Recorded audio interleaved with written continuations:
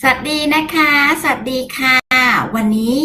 จะมาไลฟ์แบ่งปันเทคนิคให้คุณจับสัญญาณเมื่อจักรวาลส่งบางสิ่งบางอย่างมาให้คุณเนาะคืออย่างว่านะหลายๆคนคงจะรู้อยู่แล้วแหละว่าเวลาเราทำอะไรบางสิ่งบางอย่างอ่ะใครเคยเป็นไหมคะว่า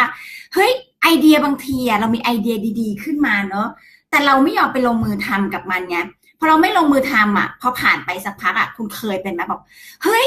ทำไมฉันก็คิดได้นะแต่ทำไมฉันไม่ทำไอเดียเนี้ยเนี่ยมาคุณไม่ยอมลงมือทำคุณก็ปล่อยให้มันผ่านไปปล่อยให้มันผ่านไปใครเคยมีเหตุการณ์แบบนี้ไหมบอกว่าเฮ้ยอีเรื่องเนี้ยฉันก็เคยคิดได้นะแต่ฉันก็ไม่ยอมทำคนอื่นก็เอาไอเดียแบบเนี้ยเอาไปทำแล้วเขาก็นะรวยเอาใช่ไหมจริงๆแล้วอ่ะทุกคนน่ะบางทีอะค่ะอย่างถึงบอกไงว่ากฎแรงดึงดูดนะมันเป็นเรื่องของธรรมชาติเรื่องของปกติ บางทีอะโอกาสมันมาหาคุณแล้ว สวัสดีค่ะสวัสดีค่ะคุณหนูนายนะคะสวัสดีค่ะใครเข้ามาแวะทักทายเนอะบางทีโอกาสมันมาหาคุณแล้วแต่คุณแค่ไม่รู้เองว่าเฮ้ยอันเนี้ยโอกาสมันไม่มาหาฉันหรือเขาจะเรียกว่าจักรวาลส่งบางสิ่งมาหาบางอย่างมาให้แล้วแต่เรายังไม่ยอมไปทำอะไรกับมันเนี่ยเคยจำวงล้อที่ใหญ่ให้ดูได้ใช่ไหมวันนี้มีวงล้ออยู่แล้วมีชาร์ตของเรานี่เห็นปะ เพราะคุณมีความปรารถนาคุณเชื่อคุณจดจ่อคุณลงมือทำใช่ไหมคะแต่แล้วเนี่ยที่ใหญ่บอกอะค่ะว่ากฎแรงดึงดูดอะพอคุณมีความปรารถนาปุ๊บคุณเชื่อปุ๊บคุณลงมือทำบางสิ่งบางอย่างอะกฎแรงดึงดูดอะเขาก็จะวิ่งเข้ามาในช่วงในกรอบในตรงนี้แหละในเขาเรียกว่าอะไรในชาร์ตในตรงเนี้ยค่ะแต่คนบางคนหลายๆคนเนี่ยเชื่อว่าเขายังพลาดอยู่นะเขาไม่รู้ว่าแล้วอันเนี้ยมันใช่ที่จักรวาลส่งมาหรือเปล่าเฮ้ยแล้วอันเนี้ยมันใช่สิ่งที่ฉันควรจะต้องเอาไปทำหรือไปแอคชั่นกับมันหรือเปล่าวันนี้จะมาให้เทคนิคง่ายๆเลยนะคุณจะได้ไม่พลาดว่าเวลาอะไรที่จักรวาลส่งอะไรมาให้เราเนี่ยคุณจะได้รับจากตรงนั้นแหละมันเป็นแบบนี้นะอันแรกอ่ะคุณต้องรู้ก่อนนะว่ากฎแรงดูดจริงๆเขาชอบความเร็วนะอะไรก็แล้วแต่ค่ะที่คุณคิดได้อ่ะคุณคิดว่าจะมีคนอื่นคิดเหมือนเราไหมแน่นอนเมื่อคุณคิดได้เดี๋ยวต้องไปดูไรวงล้อย้อนหลังขอบคุณที่แบ่งปันได้เลยค่ะ คือแน่นอนอะไรก็แล้วแต่ที่คุณคิดได้นะ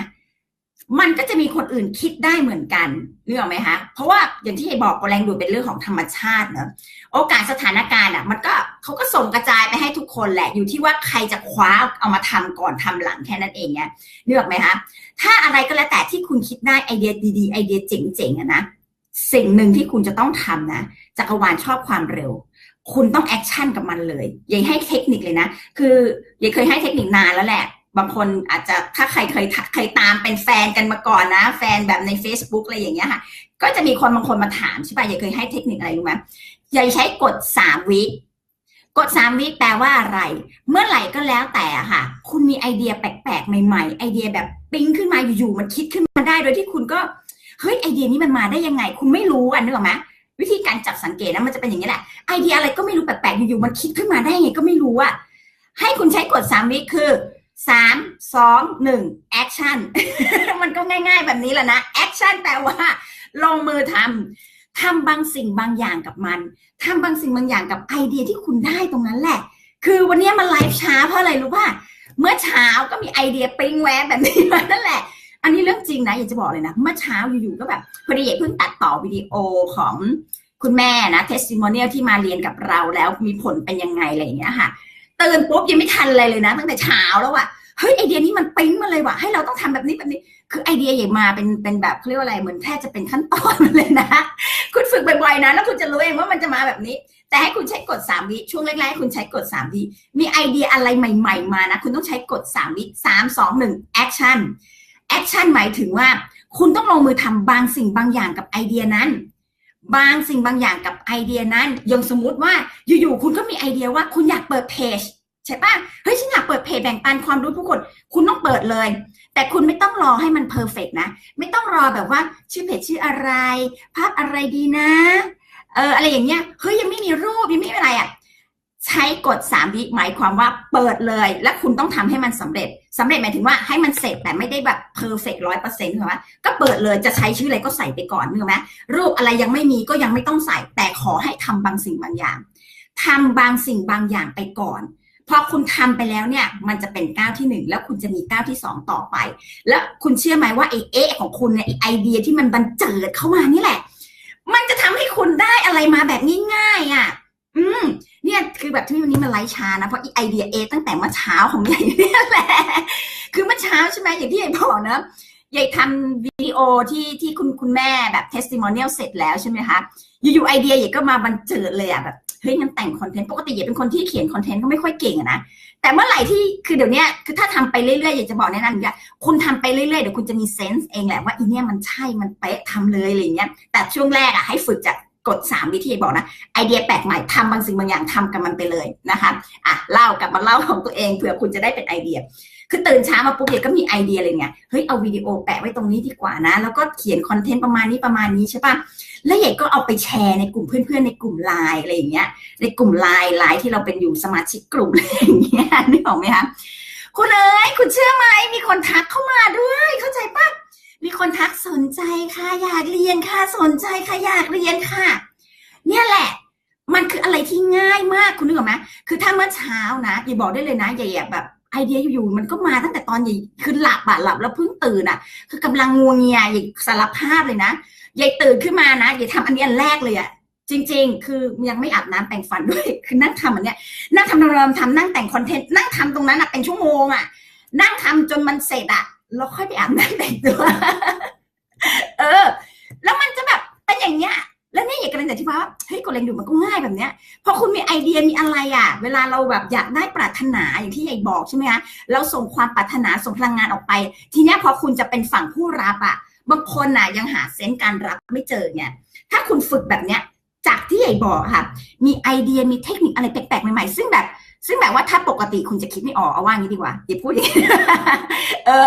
ถ้ามันมาปุ๊บนะใช้กฎ3 วิ 3 2 1ทำอะไรก็ได้บางสิ่งบางอย่างที่เกี่ยวกับเรื่องนั้นทำแอคชั่นออกไปแล้วคุณจะได้อะไรมาแบบง่ายๆจริงง่ายๆจริงแล้ววันนี้เอกก็ยุ่งกับไอ้เรื่องเนี้ยไอ้เรื่องที่บอกไอ้ของเราเนี่ยแหละไอ้ที่จะคิดไอเดียที่มันแปลกๆใหม่ๆเข้ามาแบบเนี้ยคืออยากให้คุณลองไปถามตัวเองเลยก็ได้นะในอดีตคุณเคยมีไอเดียอะไรประมาณแบบนี้ไหมไอเดียดีๆแล้วคุณก็ไม่ได้ทำคุณก็ปล่อยมันผ่านออกไปพอวันหนึ่งใครเอาเห็นคนอื่นเขาไอเดียแบบเฮ้ยเราก็เคยคิดได้แบบเนี้ยแล้วคนอื่นไปทำอ่ะคุณจะรู้สึกยังไงคุณก็จะเสียดายทำไมฉันไม่แอคชั่นนะฉันก็รู้นะทำไมฉันไม่ทำถูกปะนี่แหละวันนี้ให้เทคนิคง่ายๆนะกด3 วิจริงๆนะแล้วมันได้ผลจริงคุณทำบ่อยๆบ่อยๆอ่ะคุณจะรู้เองอ่ะแล้วคุณจะเข้าใจเซนส์ตัวเองอะค่ะว่าเฮ้ยถ้าเป็นแบบนี้นะต้องแอคชั่นถ้าเป็นอย่างนี้นะแอคชั่นแล้วจะรู้เลยว่าถ้าแบบนี้มานะต้องแอคชั่นเยอะๆเลยแล้วมันจะได้อะไรมาแบบง่ายๆแบบนี้แหละมันก็ได้อะไรมาง่ายๆนะแต่ถ้าคุณไม่แอคชั่นคุณจะไม่ชิวๆมาด้วยแต่ถ้าคุณไม่แอคชั่นใช่ไหมคุณจะไม่ได้อะไรเลย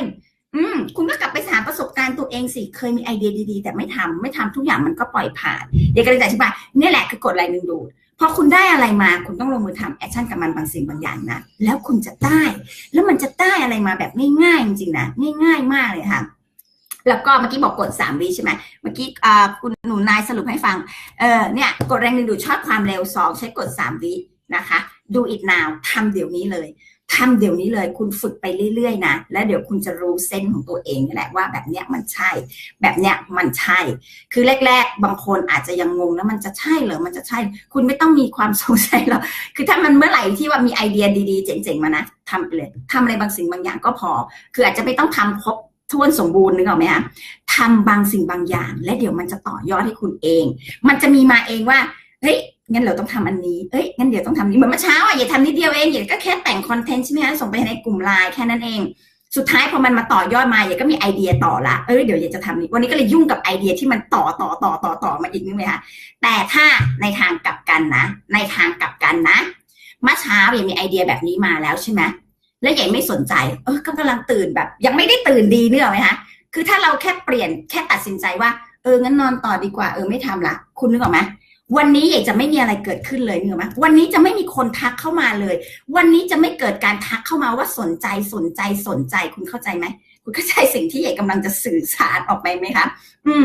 มีไอเดียดีๆเจ๋งๆต้องรีบแอคชั่นด้วยกด3 วิ3 2 1ทำบางสิ่งบางอย่างออกไป